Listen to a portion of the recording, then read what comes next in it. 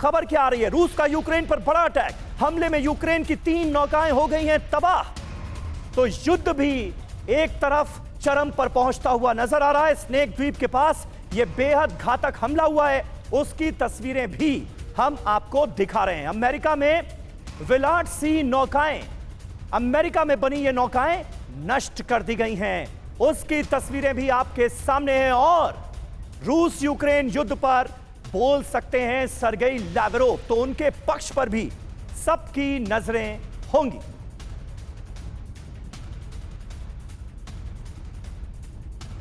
तो थोड़ी देर में TV9 भारतवर्ष पर रूस के विदेश मंत्री सर्गेई लैवरोव को आप सुनेंगे। और इस वक्त हर किसी के जहन में बहुत सारे सवाल हैं रूस के रुख को लेकर।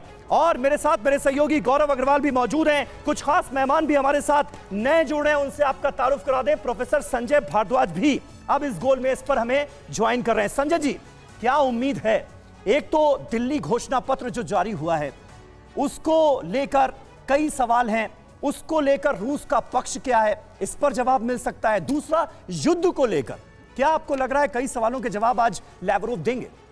देखिए, निश्चित रूप से 2-3 बातें साफ है। पहली बात कि जो दिल्ली डिक्लेरेशन हुआ है वो कंसेंसस बेस्ड है, उस पर किसी का डिस्प्यूट नहीं है। उसका कारण क्या है कि जितने भी जो सदस्य हैं G20 के, वो सब यूएन के मेंबर भी है। और आपने यूएन के चार्टर को एंडोर्स किया है एक तरीके से, और उसमें टेरिटोरियल इंटीग्रिटी और सोवरेनिटी की बात कही है। वो यूएन में रशिया भी सिग्नेटरी है, इसलिए कोई डिस्प्यूट होना नहीं था, उसमें कोई स्पेसिफिक यूक्रेन रशिया की बात नहीं कही गई। लेकिन निश्चित रूप से मैंने आपसे इसलिए पूछा क्योंकि यूक्रेन ने सवाल उठाए हैं, ज़ेलेंस्की निराश नजर आ रहे हैं, डिसअपॉइंटेड नजर आ रहे हैं, कह रहे हैं कि रूस को जिम्मेदार ठहराया जाना चाहिए था लेकिन नहीं हुआ। निश्चित रूप से देखिए, ज़ेलेंस्की, मैं कहूंगा ज़ेलेंस्की एक तरीके से जस्टिस कैंप की बात कर रहे हैं, क्योंकि ज़ेलेंस्की कहते हैं कि कुछ क्षेत्र जो हमारा है, जो टेरिटरी हमारी है, डॉनबॉस रीजन जो है, वो रशिया ने कब्जा कर लिया है। ये एक उनका कंसर्न है। लेकिन ज़्यादातर जो वर्ल्ड खड़ा हुआ है आज के दिन, मुझे लगता है पीस कैंप की तरफ खड़ा हुआ है कि शांति हो जाए,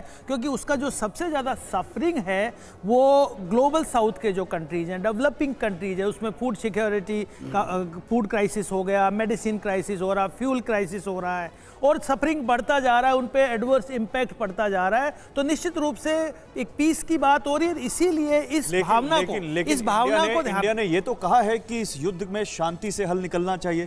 इंडिया ने ये तो कहा है कि पीस से ये फॉर्मूला निकलना चाहिए। इंडिया ने ये तो कहा है कि ये युद्ध का नहीं है। और अगर इंडिया ये कह रहा है तो ज़ेलेंस्की के हक की बात भी उसमें है, जरूर इस पर बात करूंगा मैं। लेकिन देखिए, रूस यूक्रेन युद्ध से जुड़ी बहुत बड़ी खबर है। रूस ने तैनात किए हैं एंटी एयरक्राफ्ट सिस्टम। पूर्वी यूक्रेन में कई जगहों पर तैनाती कर दी गई है एंटी एयरक्राफ्ट सिस्टम की। मोर्चे पर रूस की 155th मरीन ब्रिगेड एयरक्राफ्ट की सुरक्षा में नए सिस्टम लगाए गए हैं। अटैक के दौरान एक्टिव रहेंगे ये एंटी एयरक्राफ्ट सिस्टम। तो रूस क्या कोई बड़ी तैयारी कर रहा है? एक तरफ यहां पर रूस और यूक्रेन की बात G20 के न्यू दिल्ली लीडर्स डिक्लेरेशन में शांति के तहत की गई है, तो दूसरी तरफ देखिए युद्ध और भड़कता हुआ। और इस बीच एक और अहम खबर आ रही है, वो अपने दर्शकों के सामने रख दें। यूक्रेन ने कीव में मार गिराए हैं रूसी ड्रोन। 2 दर्जन से ज्यादा ड्रोन मार गिराने का किया जा रहा है दावा। कीव के आसमान में 25 शाहे ड्रोन मार गिराए गए, ये यूक्रेन दावा कर रहा है।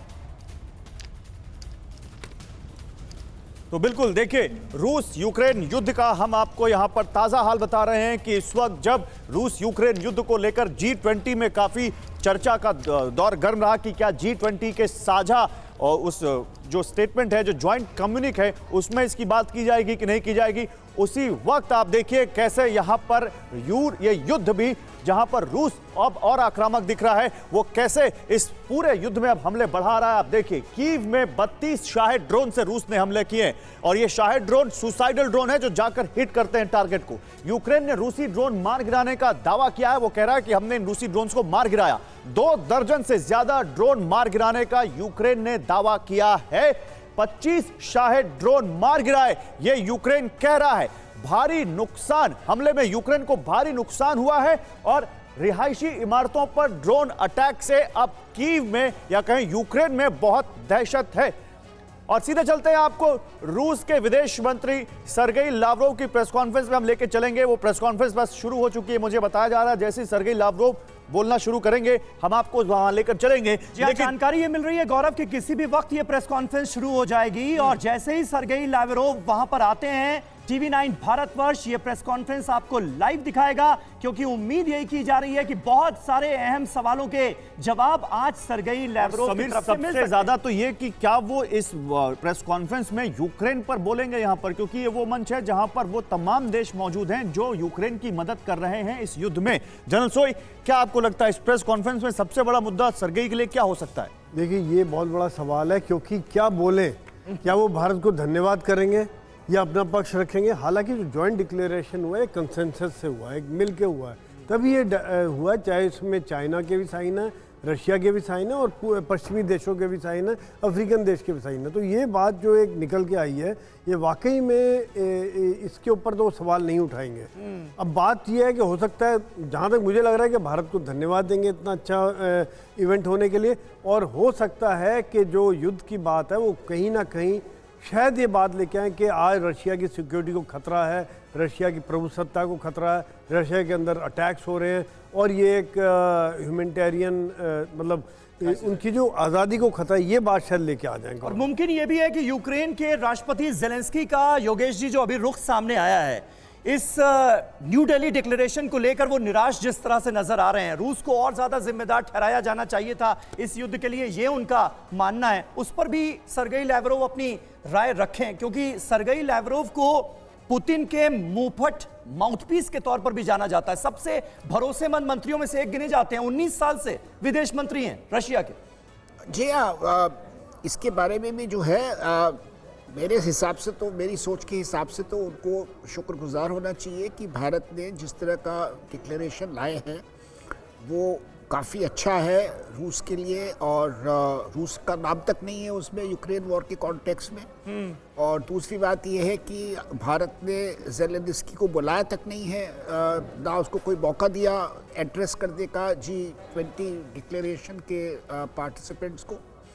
तो ये सब भी रूस के हक में जाता है। और भाई, जहाँ तक ज़ेलेंस्की की बात है, तो अब जितना हम इसको बैलेंस कर सकते थे हमने पूरी कोशिश की इसको बैलेंस करने की, लेकिन इस वक्त मसला ये भी है कि यूक्रेन वॉर से एक बड़ा इशू G20 की रेलेवेंस का आ गया था कि G20 ये रेलेवेंट है या नहीं है। और ये इंडिया ने साबित किया है कि अगर सही दिशा में प्रयास किए जाएं तो ये बिल्कुल रेलेवेंट है। हाँ, बिल्कुल रेलेवेंट और है। इस पर मैं आऊंगा सर, आपसे बात करूंगा एम्बेसडर गुप्ता, लेकिन एक बड़ी खबर आ रही है इसी से जुड़ी हुई, मैं आपको बताऊं। G20 समिट में जहां लावरोव की प्रेस कॉन्फ्रेंस होने वाली है, उसी दौरान कोपियांस्क में रूस ने भीषण हमला किया है। टॉर M1 डिफेंस सिस्टम से अटैक किया है, यूक्रेनी ठिकानों पर हमला किया है। रूसी अटैक में यूक्रेन को भारी नुकसान पहुंचा है। तो एक तरफ G20 समिट में दुनिया से जुड़े तमाम आर्थिक मुद्दों पर यहां हल ढूंढा जा रहा है, वहीं दूसरी तरफ अब मेहमानों के साथ चर्चा करें उससे पहले एक बार याद दिला दें कि बस थोड़ी देर में TV9 भारतवर्ष पर रूस के विदेश मंत्री सर्गेई लावरोव लाइव होंगे। दुनिया की नजर है कि लावरोव क्या बोलने वाले हैं। प्रोफेसर भारद्वाज, आपको क्या लगता है, क्या बोल सकते हैं सर्गेई लावरोव? देखिए, निश्चित रूप से बात मान के चलिए कि जो इंडोनेशिया सबमिट हुआ था उससे भारत न्यू दिल्ली सबमिट बिल्कुल डिफरेंट है। हमने जेलेंस्की को नहीं बुलाया, लेकिन रूस के विदेश मंत्री को बुलाया। रूस को हमने बराबर वरीयता दी है इसमें, पहली बात। दूसरी बात कि जब हम UN चार्टर की बात करते हैं तो निश्चित रूप से UN चार्टर में जो क्लॉज है उस पर रशिया सहमत करता है। रशिया शुरू से एक दलील देता रहा है कि हमारी सुरक्षा को नाटो से सीधा खतरा है। अगर यूक्रेन भी ज्वाइन कर लेता है नाटो तो जो खतरा है, जो थ्रेट है, वो रशिया के दरवाजे पे आ जाएगा। इस बात को मुझे लगता है उठाएंगे कि जो नाटो एक लामबंद हो रहा है रशिया के खिलाफ मिलिट्रीली, वो हमारे लिए खतरा है और हम अपनी टेरिटोरियल इंटीग्रिटी और सोवरेनिटी की बात करते हैं और निश्चित रूप से उसके साथ जाते हैं। अगर ये बहुत बड़ा इशू है क्योंकि बहुत सारे कंट्रीज, फिनलैंड है, स्वीडन है, ये सब कंट्रीज नाटो के मेंबर बन रहे हैं, तो निश्चित रूप से रशिया को के दरवाजे पे अगर थ्रेट आ जाएगा तो रशिया क्या करेगा? उसने अपना ऑफेंसिव, काउंटर ऑफेंसिव क्रिएट किया और यूक्रेन पे अटैक कर दिया। अब यूक्रेन में जो क्षेत्र रशिया के पास है आज, वो उसमें रशियन बाहुल लोग ज़्यादा रहते हैं, डोनबास रीजन है, और उसमें देखिए पार भी नहीं पड़ रही है, खूब काउंटर ऑफेंस हो रहे हैं, नाटो खड़ा हुआ है।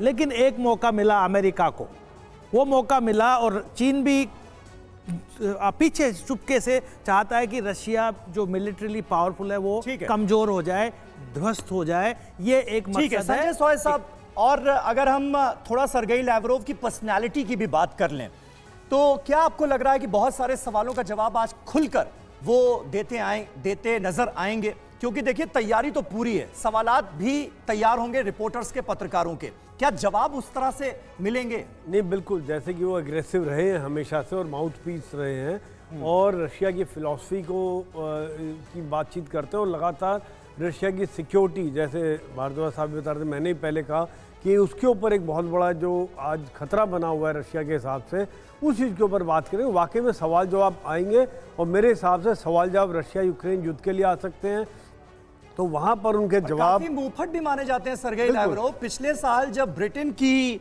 जो फॉरेन सेक्रेटरी थी लिज ट्रस, उनसे मुलाकात हुई तो उन्होंने साफ तौर पर बाद में कह दिया था, मुझे ऐसा लगा कि मैं किसी बहरे व्यक्ति से बात कर रहा हूं, जो बैठा तो था लेकिन सुन कुछ नहीं रहा था। तो वो मतलब जो मन में होता है वो बोल देते हैं कई बार। वो रशिया का स्टैंड खुल के रखेंगे, इसमें कोई मुझे शक नहीं है, क्योंकि आज वो रशिया का इंटरेस्ट देख रहे हैं। हाँ। आज रशिया के रिप्रेजेंट कर रहे हैं भारत में अगर आए हुए, और अगर उनकी प्रेस कॉन्फ्रेंस है तो नेचुरली वो खुल के बात करेंगे और रशिया के जो कंसर्न है, चाहे लेकिन वो एक उनकी बात, सुरक्षा को इससे भी लेकर, फर्क जरूर पड़ेगा। जब मैं आपसे इस बारे में बात करूंगा कि वो पिच कहाँ है जहां वो बोल रहे हैं, लिज ट्रस के साथ जब जिस जगह बोल रहे थे और आज जब वो भारत में है, तो क्या इसका भी जरूर कोई ना कोई उनके ऊपर फर्क पड़ेगा?